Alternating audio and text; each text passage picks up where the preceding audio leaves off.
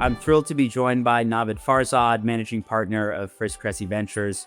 Navid, it's always great to be with you. It was great to spend some time together at Health Evolution Summit in Laguna. As you know, the team at Health Evolution framed this year's summit around three big questions that stuck with me, and I thought we could use to frame today's discussion. First is, what have we learned over the last 15 years in healthcare? What needs to change over the next 15? And what do we need to act on right now to advance those goals? So starting by looking in the rearview mirror, you've worked a lot across health systems, payers, startups, the world of venture. What's a major belief the industry held as you look back 15 years ago that you think has been totally upended over that period?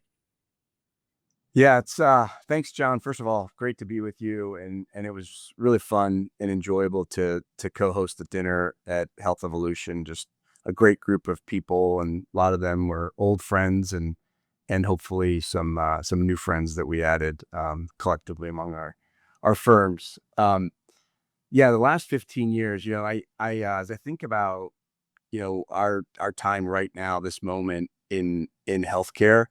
Um, and with AI, everywhere, left and right and up and down. And um, I'm a big believer in the opportunity we have to leverage it. But going back to just like my lessons that I've learned is that every time I've thought, okay, finally, healthcare is going to move and transform more quickly, every single time I've been wrong. Um, Now this time feels a little bit different for various reasons, but I keep kind of trying to ground myself to say that the way it's been historically is probably going to be at least some part of this in terms of things moving slower than we all think. So I think what we see is healthcare, where healthcare I think is really distinct from traditional technology that you see in Silicon Valley, is everyone talks about a $4 trillion market, but I think it looks a lot more like $4,000 billion markets than it does, where you have search in huge markets with big TAMs, very high margins, et cetera. And so a big part of what I think we see as we look at successful, enduring companies is finding a wedge in that, one of those $1 billion markets, and then expanding into a lot of adjacent markets from there, focusing a lot on unit economics, the traditional things you have to think about when you want to build enduring businesses. Since I think a lot of what we've seen is health tech companies being really good at raising money, but not good at Yeah. making money. So I think there's going to be a huge shift to businesses that can become profitable a lot more quickly in their life cycles. Yep. And so those are typically the patterns that we look for when we're trying to think about building businesses. Yeah, I mean, I think we are getting away from, and we had to get away from the largest and most sophisticated marketing budget winning the opportunity with the end customer versus the outcomes and a real ROI that's been proven that should win the day. And I think we're moving in that direction, which is heartening for me, right? Because that's the way it should be. If we're really going to build durable businesses for the long haul, you have to have those outcomes. Otherwise, what are we doing? As we've kind of observed, you building Aegis and all those relationships, I think you're 100% right. We have this view here at Frist Cressey of taking like a long, we're playing the long game is what we say. And it goes back to what I was saying earlier. And, it's change is hard. And part of this is also that, with what you were describing earlier, with so much capital flooding into the market, a handful of years ago, that people just were trying to build companies way too quickly, cutting corners, and that just doesn't work. Especially in our industry. You argue it doesn't work in any industry, but especially in healthcare, you've got to really build the foundation, and we say, have to build with the industry, which is what you do at Aegis. Yeah, one thing Michael Dowling says all the time, which really resonates, is progress moves at the speed of trust.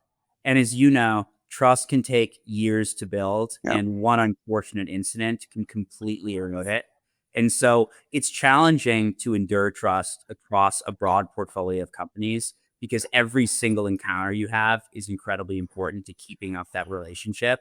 And as you know, a huge part of the skepticism from our end users and partners comes from the fact that a lot of what they've been promised in the last 15 years hasn't worked. Yep. unfortunately. Yep. They keep being told that things are going to get better, and it just hasn't. Yep. And so even now, when you have a situation where we know a lot of this technology works because we see it every day, folks, I think, are understandably skeptical about upending workflows and going through broad digital transformation efforts, because every time they've done that in the past, it hasn't yielded the ROI that they've hoped for, which is why I think having close partnerships in the same way that Frist Cressey and Aegis do, folks that are willing to be those early lighthouse adopters of solutions, help you demonstrate to the market that they actually do work. That's when I think a lot of these companies can really hit escape velocity. Yeah, also curious to ask you, John, about the point solution fatigue, right? Because while, yes, I think what you said earlier is so true, and that there's a lot of smaller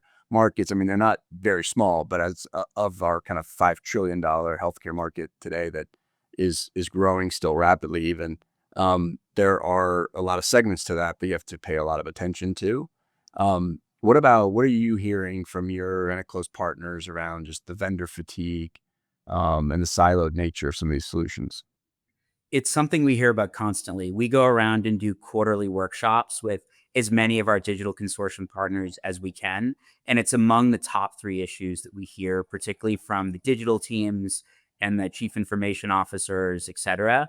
But I think there's also a bit of a challenging situation there in that everyone wants the best in class solution that delivers the best outcomes. And in many cases, startups cannot build a platform that can deliver against lots of best in class point solutions on day one. And so everyone wants best in class, but they also want platforms that can solve multiple problems, has single points of integration, et cetera.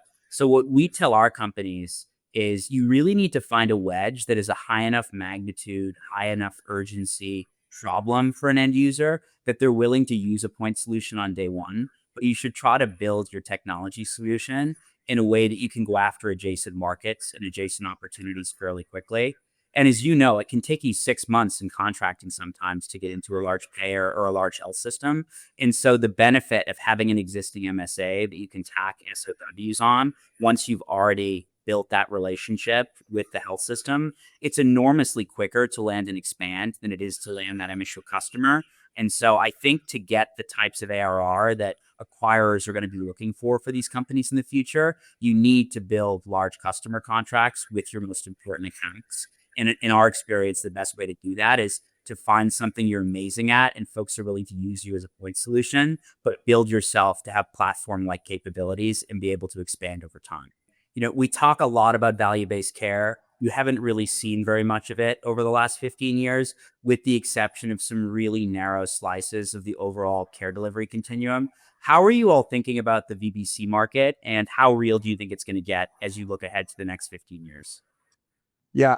This is an interesting topic. So I think that VBC goes kind of in and out of favor. I would say maybe right now it's out of favor. If you look at the public markets and the performance of some of the kind of key VBC names, it hasn't been good, and there's various reasons for that.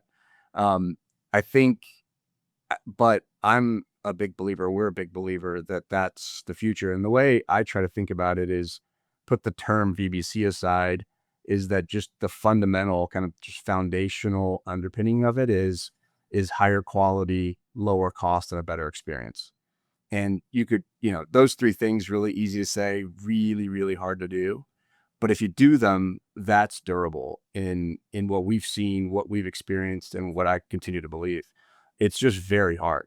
I think the more collaboration we can see across the ecosystem, the better, just given there's so many problems to be solved in healthcare. And I think the more like-minded organizations that can be coming together to solve them, the better it's going to be for everyone. Yep. I mean, we've all come into this industry because we want to help people. And I think that's ultimately the enduring value of what we do.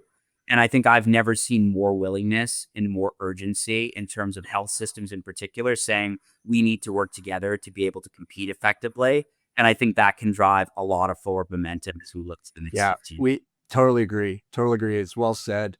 It's not, thankfully, we're not in like a winner take all situation in healthcare, and it's going to take a lot of people working together.